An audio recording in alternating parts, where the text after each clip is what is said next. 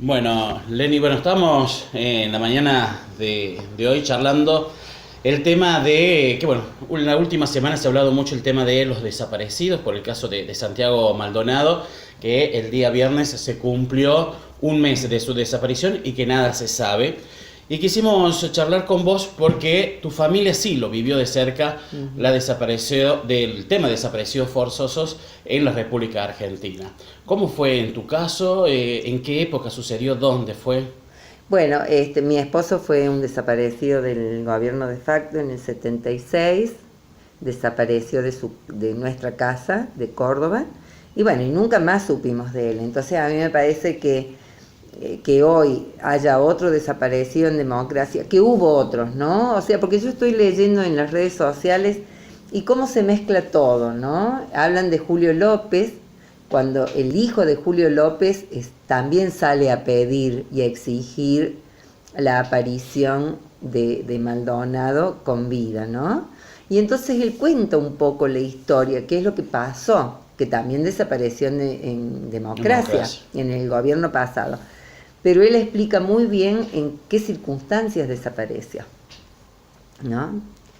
Y por ejemplo, hay otras personas que hablan de las desapariciones de Marita Verón, de algunas chicas. Eso también desaparece gente en democracia por las redes de trata, que sería otra cosa, pero también es una desaparición que es tristísimo y es terrible, más que triste, es terrible cuando a uno le toca en carne propia, ¿no?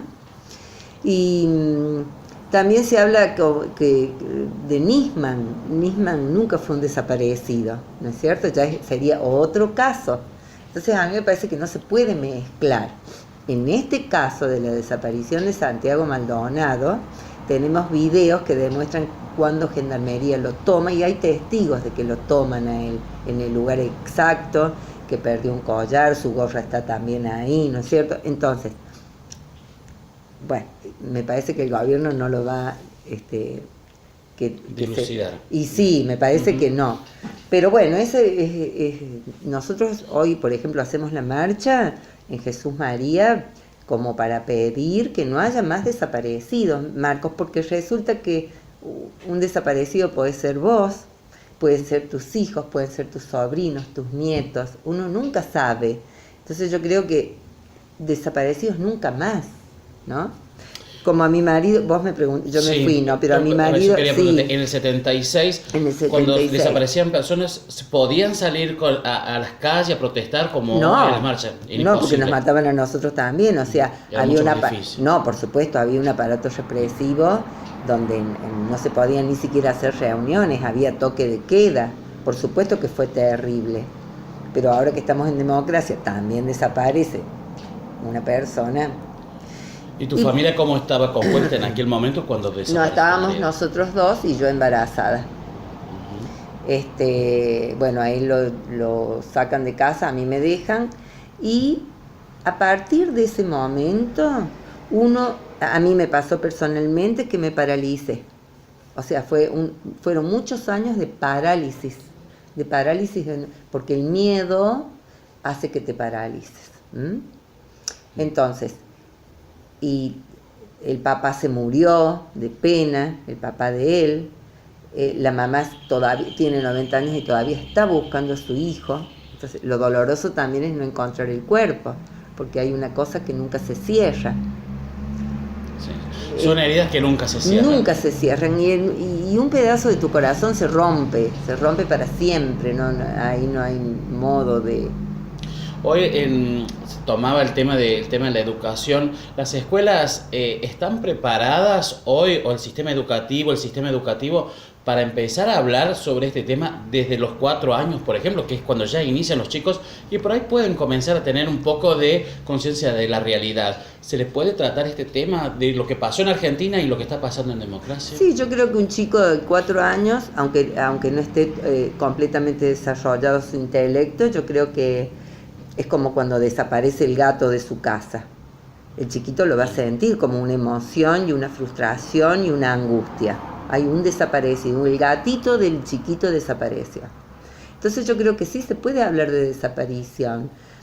Con un lenguaje para un niño de Acorde 4 para- años. Ujú. O por ejemplo en las escuelas, en las primarias, también con un lenguaje acorde a la edad.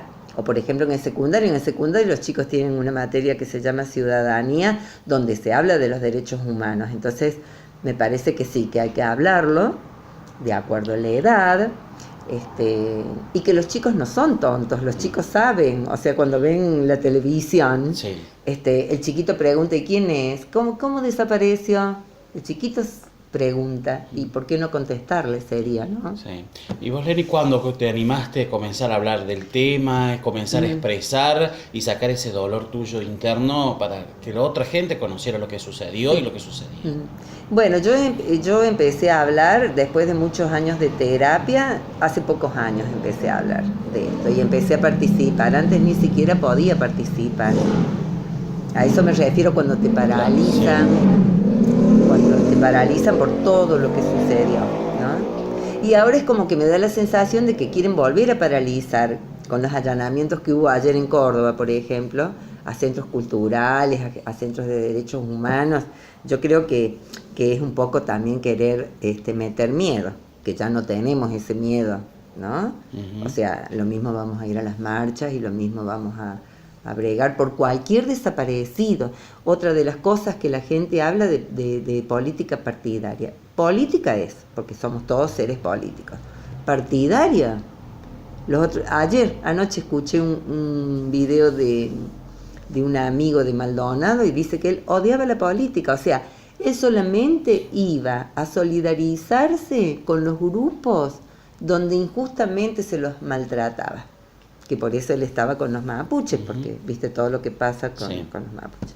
Que eso también es parte de nuestra historia, que hay que leer para saber cómo es la cosa, ¿no?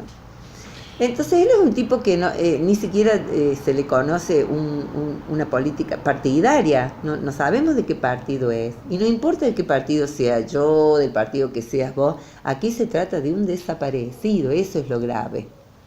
Sí, y que la justicia tiene que investigar profundamente, ¿no? Porque es como que ha quedado todo paralizado, digamos, ¿no? Como que hay miedo de seguir los distintos caminos que se pueden abrir en las investigaciones, ¿no? Sí, yo creo que, bueno,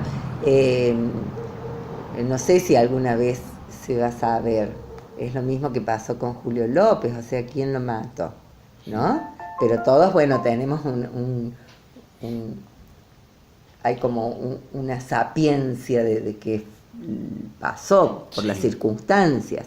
Y aquí, bueno, si Santiago Maldonado estaba ahí y llega la gendarmería, todos intuimos o sabemos más o menos lo que pasó. O sea, no se puede escapar a eso. Uh-huh. ¿Crees que el tema fue bien llevado por Cetera de que se tocara ese tema el 30 de agosto, el tema de Santiago Maldonado, o tendría que haber sido un tema mucho más amplio para explicar a los chicos de qué lo que es una desaparición forzosa sin tocar específicamente, o sí, indicando que en la actualidad está este caso posible hasta que hasta que la justicia dictamine si es culpable o no, Gendarmería o un integrante de Gendarmería? Sí, también yo estoy de acuerdo. Bueno, a ver, yo hablo de esto, pero todavía no tenemos a ciencia cierta quién fue. Está bien, yo no me puedo meter en eso tampoco, pero bueno. Y todo, a mí me parece que, fíjate, ayer también estaba viendo cómo en la legislatura de Madrid, en España, todos los legisladores salieron con la foto de Maldonado. Esta desaparición ya tiene como un eco mundial. Uh-huh. Entonces, quien esté hoy en la marcha es por una desaparición. Si hay otra intención, bueno, que haya otra intención, pero a mí me parece que los que vamos a la marcha, por lo menos yo voy con esta intención de que no quiero que haya más desaparecidos. Y no me importa de qué partido político sea, qué es lo que hace. Recién escucho que la gente dice, total desapareció un hippie mugriento. Ese hippie mugriento soy yo, sos vos, ¿cómo es? Aquí hay odio de clase entonces. Sí. Y el odio de clase es terrible. Porque sí. ¿Cuál es la diferencia entre el hippie mugriento con cualquier corrupto de alta esfera, qué sé yo? Bueno, el tema de Santiago Maldonado también ha puesto el tapete en una problemática que viene desde hace siglos con los mapuches, ¿no? También, que también. no era muy conocido porque los medios no hacían eco de estas Claro, protestas que llevan adelante ellos, claro, ¿no? por los medios no es conocido, pero si vos lees un poco de historia y profundizás en lo que fue la Patagonia con los mapuches, con los tehuelches, con lo que vos quieras, bueno, me parece que si uno se va profundizando sabe más o menos cómo es la cosa.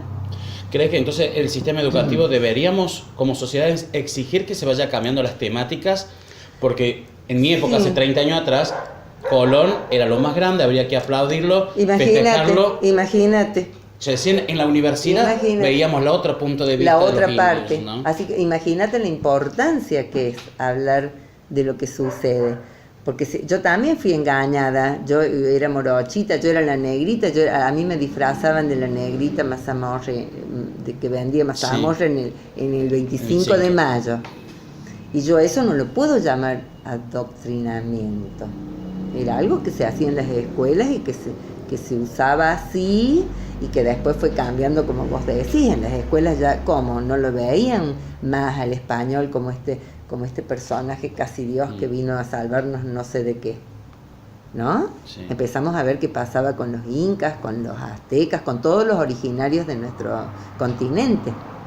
Entonces, te das cuenta cómo son los procesos, ¿no? Y ahora que a 40 años de las desapariciones forzadas, que desaparezca alguien más, los chicos lo saben, si los chicos ven televisión en la casa, los padres hablan de las desapariciones. A mí me parece que es algo natural, que... A ver, antes no se hablaba de la homosexualidad en los colegios. Sí. Ahora No se hablaba de sexo directamente. o de Era un homosexualidad, que era una cosa tapadísima. Y ahora mis nietas dicen, yo tengo una compañera que es lesbiana, me dicen, pero así bien naturalmente. Eso antes no... ¿De dónde íbamos a decir eso? ¿Entendés? Entonces creo que son procesos, Marcos, que... Bueno, son los procesos. Entonces no podemos decir de esto no se habla. O sea, además de que una persona desaparezca, lo desaparecemos también de la educación. A mí me parece que sí.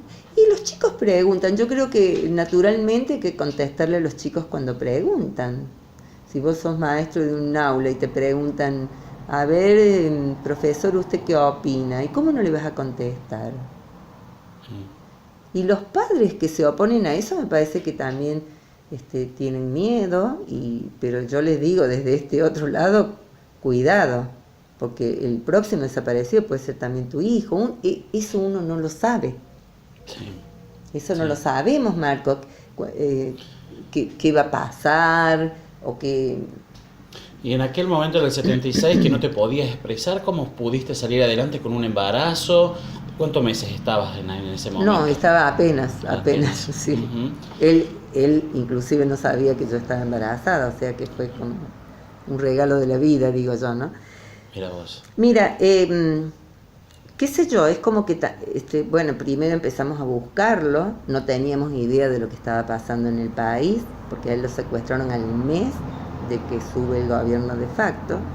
Entonces era todo como muy nuevo, nadie sabía nada, pero ya decíamos, hablemos despacio, ¿no? Simbólicamente. Sí. Y después, bueno, uno sigue trabajando, sigue la vida y se fue como acostumbrando a estas desapariciones hasta que después, bueno, cuando viene la vuelta de todo esto y empezás a revisar, ahí te das cuenta de lo que realmente pasó. Y ahora todos sabemos lo que pasó. Entonces no nos podemos hacerlos. Me parece que ahora más que nunca tenemos que salir a la calle porque el desaparecido puede ser cualquiera. Y en ese cualquiera es un hijo. ¿Vos seguís buscándolo? ¿Tenés esperanza que en algún momento aparezca un ADN que indique? Sí, nosotros tenemos, o sea, mi hija y mi suegra todas, ya está el ADN en banco y bueno, eso tampoco se sabe, puede que sí, puede que no. Sí. Hay gente que ya aparecieron enterrados y bueno, eso no sé, eso te toca o no te toca, En el caso de Lenny, que la sufrió de cerca la desaparición de un familiar muy tan cercano, ¿qué siente cuando la gente o la sociedad por ahí dice, bueno, por algo fue? ¿No? Y bueno, ese lema tan duro que por ahí... Sí, es re duro. Es re duro, pero dentro mío, y sin soberbia te lo digo, ¿no? Esa persona que dice por algo fue, no tiene idea de lo que sucedió, no tiene idea de la historia, o sea, o del momento histórico en que sucedió, y no sabe cuál fue el momento histórico de esa época. Entonces yo, contra el que ignora, no sé, uno no puede, o sea, el que ignora, ignora. Entonces no, en ese me da mucha tristeza de que la gente ignore y que diga por algo fue. Y que si yo te puedo decir por qué fue, bueno, porque había un montón de jóvenes que estaban haciendo justicia social. Si sirve, ¿no? O sea, mi esposo no andaba con armas matando gente como hicieron creer los militares de que eran guerrilleros peligrosos. Bueno, hay que leer un poco. Bueno, leamos quién fue Firmenich, ¿me entendés? O leamos que había una rama de montoneros armada. Bueno, leamos. No, pero se mataron chicos del Belgrano de 14, 15, 16 años porque querían un boleto gratis para viajar y para poder estudiar, suponte, y que eran guerrilleros. No sé, se mataron chicos de 18, 20, 22 años. Hay que leer sobre el Plan Cóndor. ¿Qué fue el Plan Cóndor en América Latina? ¿Qué fue el Plan Cóndor? Si vos no lees y no sabes eso, vas a decir cualquier estupidez.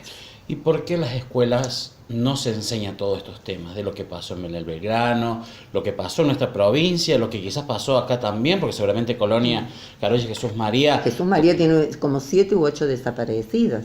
Bien. ¿Por qué las escuelas no hablan de este Sin embargo, tema? mira, en la secundaria y en la primaria, yo ya di bastantes charlas sobre eso con chicos de la primaria que me vinieron a preguntar sobre la desaparición de Rodolfo. Y era como una tarea que le dieron los profesores y las maestras en la primaria.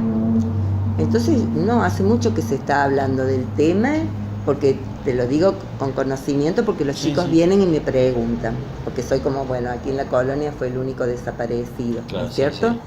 Sí. Pero sí se está trabajando. Está bueno. Sí, se está trabajando desde hace ya unos años. Nadie ignora lo que pasó, ya es como que... Pero bueno, mira, esta cosa de la diversidad también, ¿no? Que bueno, tranquilizarse y decir, bueno, hay gente que no lo vio todavía, que sigue el discurso que le hicieron creer. Los medios de comunicación, ¿viste lo que son? O sea, si yo escucho todo el día Cadena 3, voy a tener una historia, y si escucho Radio Nacional me van a mostrar otra, o Radio Universidad me muestran una, la 810 me muestra otra, tu radio me va a mostrar otra, ¿entendés? Sí. Pero yo creo que uno tiene que ser responsable, escuchar todo, pero después ir a los libros. Porque si uno no va a los libros a estudiar un poco de historia, te quedas con el discurso que te hacen creer, y eso sí que es lamentable. Por eso lo más importante en nuestros países es enseñarles a nuestros niños a leer, ¿no? A leer. Que aprendan a leer. Sí. Y que después ellos mismos puedan investigar. Por supuesto. Y buscar, porque bueno, como te decía, antes los libros hablaban solamente de Colón, el gran libertador de América. Imagínate, claro. Pero cuando iba uno a la universidad se encontraba con otros autores donde decían lo que padecieron los aborígenes en su momento, cuando ¿no? El destierro que sufrían, ¿no? Claro. Y lo mismo pasa con los mapuches. Si yo te tengo que decir algo, o sea, un tal Benetton, un italiano multimillonario que venga a comprar 800.000 hectáreas de tierra en la Patagonia y que se adueñe indiscriminadamente, se la vendieron. Hubo por supuesto cómplices del gobierno en aquella época, pero a ver con qué derecho este señor viene y quiere sacar a toda la gente que originariamente era de ellos la tierra. Y bueno, y me voy más atrás y te Sí. puedo hablar de la campaña del desierto, Sí. y me voy más atrás y te puedo hablar de un montón de cosas, ¿no es cierto? Sí. Entonces, Lenny, y hay, por ejemplo, hay gente y personas mayores también, sí, porque he hablado con personas mayores, que por ahí dicen que está bueno que vuelvan los milicos. no. ¿Por qué crees que piden muchas veces eso? Y bueno, es Por la no, ignorancia. porque no lo han padecido, No, no, porque es no... porque ignoran, y por la ignorancia y por los medios de comunicación. Porque no te olvides que en esa época, los medios de comunicación te hacen que, los hegemónicos, te hacen creer lo que ellos quieren. Inclusive hasta superponen fotos para que vos te creas una cosa. Y si uno, mira, la gente tiene que leer, la gente grande, el señor que dice que vuelvan los milicos tiene que leer. ¿Cómo se obtuvo papel prensa? Que ahora es de Clarín. ¿Y cuál fue el Plan Cóndor? Y si quiere enterarse un poquito más para que se sepa exactamente lo que pasó en ese momento, que lean la carta abierta a la Junta Militar de Rodolfo Walsh, que al otro día murió, por supuesto, porque lo mataron. Si vos lees esas tres cosas, ya tenés toda la historia completa. O sea que los medios de comunicación son los que pueden armar y desarmar un país. Los hegemónicos, ¿no? O sea, yo respeto todas estas radios chicas, yo las respeto mucho porque tienen como otro, tienen, bueno, como otro interés, me parece, ¿no es cierto? Pero los medios hegemónicos, en este caso Clarín, con todas las redes, y que ahora compraron mucho más, bueno, ellos, mira, le dicen dicen que el periodismo es el cuarto poder. Yo creo que en este momento es el primer poder, ¿no? Bien. Porque dan vuelta el pensamiento de la gente como quieren. Pero bueno, pero si uno no lee... mira, ¿cómo se obtuvo papel prensa? Contame. Ahí, el que lee eso va a tener dimensión de lo que es un medio hegemónico. Y muy bien explicado está. Bueno, la Primera Guerra Mundial se ganó también a través de la propaganda. Por supuesto, la propaganda que se hizo, por ejemplo, Hitler, la propaganda que hizo, yo estuve hace poco en Berlín y se ve, hay museos donde te explican todo. Bueno, fue terrible eso. La propaganda hace que la gente piense lo que la propaganda quiere que piense. Pero eso lo tenemos que saber todos, me parece, porque ya... Yo que escucho todas las radios, no puedo creer lo que escucho. Porque vos escuchás el medio hegemónico, te dice una cosa. Y la otra radio te dice exactamente lo contrario. Y ahí es donde vos tenés que discernir. Si no... ¿Por qué habrían desaparecido a Santiago y no a otros? Porque eran varios los que estaban en esa ruta. Porque los otros se escaparon y él, viste que se habla, sí, él quedó colgado de una rama porque parece ser que él no sabía nadar, algo así. Todos cruzaron el río y él se queda agarrado de una rama y ahí lo agarran. Eso dan testimonio de eso. Y ahí la gendarmería se abalanza contra él. ¿En algún momento el país va a saber lo que pasó con Santiago? Y eso no sé, depende de los medios hegemónicos y del poder. Eso uno, ni vos ni yo lo vamos a saber. Ojalá se sepa. Y ojalá que, bueno, que podamos seguir aprendiendo un poco más, que podamos también conocer un poco nuestros pueblos aborígenes, que en Córdoba también existen, y que en el norte conocemos personas que también padecen el destierro, porque bueno, aparecen estos grandes poderes que compran estas tierras, ¿no? Por distintos acuerdos. Y ojalá que empezamos a hablar tanto de estos temas que pasan ahora como lo que pasó en la historia negra de Argentina, ¿no? Sí. Y hay muchas también, el arte es el que se encarga un poco de dilucidar todas estas cosas, ¿no? Hay unas canciones que hablan hay una de Zuna Rocha que se llama La maldición de Malinche. Ese tema, hay que escucharlo. Pásalo por la radio. Lo pasamos. ¿Lo pasaste? No, lo vamos a pasar después de este audio, lo vamos a pasar. Pásalo porque allí, en esa canción, expresa cómo cuando viene, hay una estrofa que dice, cuando viene un extranjero le abrimos la puerta y le decimos y lo tratamos como amigo. Pero si vemos pasar un indio cansado que viene de la sierra, lo humillamos. Esa letra es maravillosa, Marco, para que la pases y para que la gente sepa cómo se fueron dando estas cosas. Uh-huh. El arte en eso es maravilloso porque... Bueno, con Malvinas, ¿no? Nosotros esperábamos la ayuda de Estados Unidos y los de afuera y en verdad fueron los negritos de América Latina los que ayudaron a Argentina, ¿no? ¿A quiénes mandaron? Uh-huh. Claro, ahí tenés cómo es la cosa, ¿no? Bien. Y que después un poco los abandonaron a la gente de Malvinas. Sí. Bueno, será otro tema que ya trataremos en el programa. Sí. No, pero bueno, pero son cosas para dimensionar.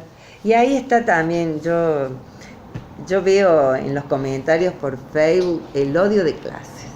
O sea, si vos sos negrito y usás gorra y sos pobre,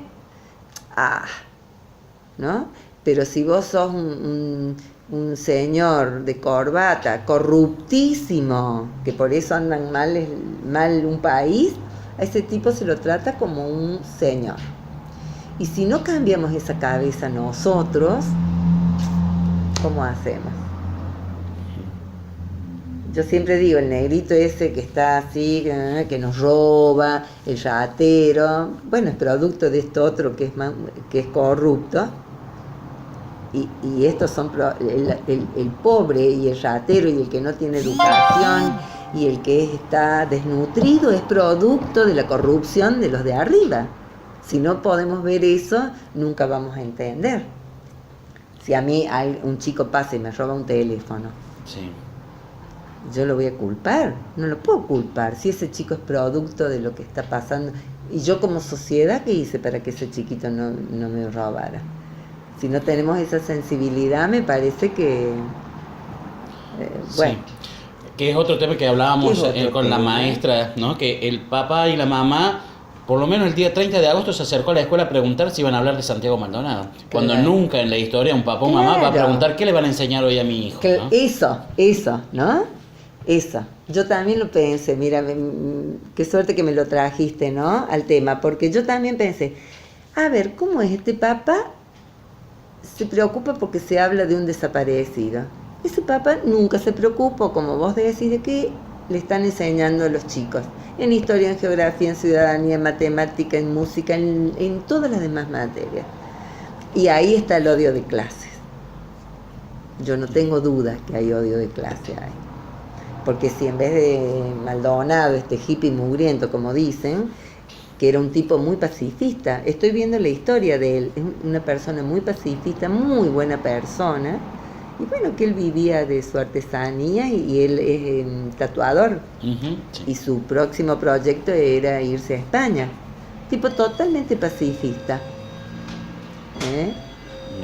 Bueno, así muchísimas gracias. Bueno. Y bueno, cuando necesites podemos seguir hablando. Dale, y vos también, por supuesto. Ha sido un gusto. Muchas gracias. Bueno.